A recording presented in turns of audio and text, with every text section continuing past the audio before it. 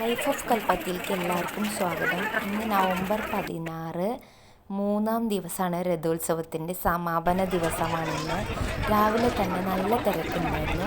ഇന്ന് രഥത്തിൽ ഗ്രാമപ്രദക്ഷിണം ചെയ്യാൻ പോകുന്നത് ലക്ഷ്മി നാരായണ പെരുമാൾ സ്വാമിയും ചാത്തപ്പുരം ഗണപതി സ്വാമിയുമാണ് ഇന്ന് രഥത്തിലേറുന്നത്.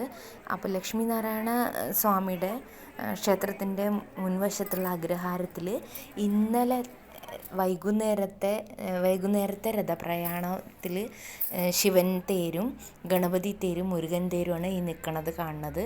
അതിൻ്റെ തൊട്ട് ബാക്കിലായിട്ടാണ്, അമ്പലത്തിൻ്റെ മുന്നിലാണ് ലക്ഷ്മി നാരായണ പെരുമാളിൻ്റെ രഥം നിൽക്കുന്നത്. ഇതാണ് ഇന്ന് രഥപ്രയാണം തുടങ്ങുന്നത്. ആദ്യം ചാത്തപ്പുരം ഗണപതി രഥപ്രയാണം ആരംഭിച്ചിട്ടുണ്ടാവും. അതിന് ശേഷമാണ് ലക്ഷ്മി നാരായണ പെരുമാൾ രഥപ്രയാണം തുടങ്ങുന്നത്. 11:30ക്ക് ശേഷമായിരുന്നു രഥപ്രയാണം ഉണ്ടായിരുന്നത്. നല്ല തിരക്കുണ്ടായിരുന്നു. ഇന്ന് ഇപ്പോൾ രാവിലെ കുറച്ച് നേരം വലിച്ചിട്ട് നിർത്തും. അതിനുശേഷം ഉച്ച കഴിഞ്ഞ് 3:30ക്ക് ശേഷമാണ് അടുത്തത് ഈ തേര് വലിച്ചിട്ട്.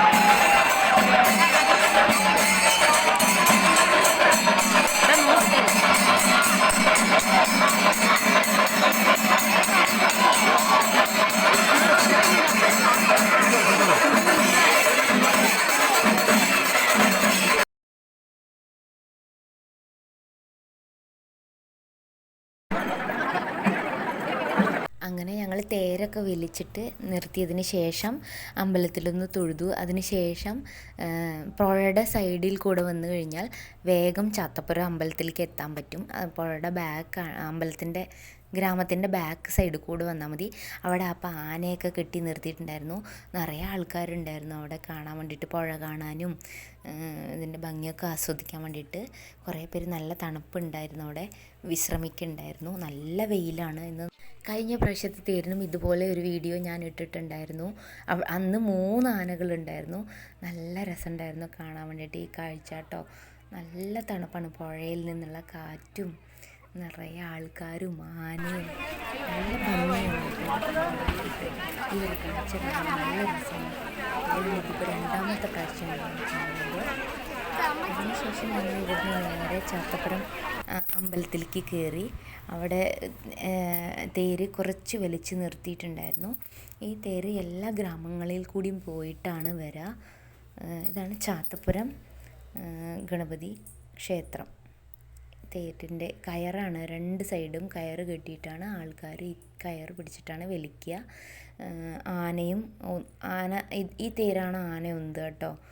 ആന തള്ളിക്കൊടുത്താൽ മാത്രം, കാരണം ഒരുപാട് തിരിവുകളുണ്ട് ഇവിടെ.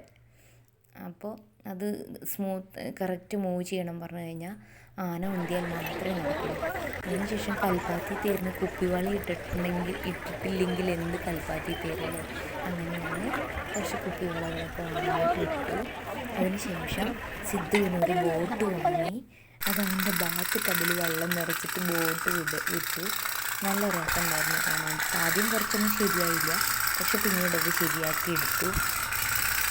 അപ്പോൾ രഥോത്സവം ഇനി വൈകുന്നേരമാണ് ഉള്ളത്. നല്ല തിരക്കായിരിക്കും. അങ്ങനെ ഈ വർഷത്തെ രഥോത്സവവും സമാപിച്ചു. മറ്റുള്ള ഉത്സവങ്ങൾക്കുള്ള തുടക്കമാണ് രഥോത്സവം.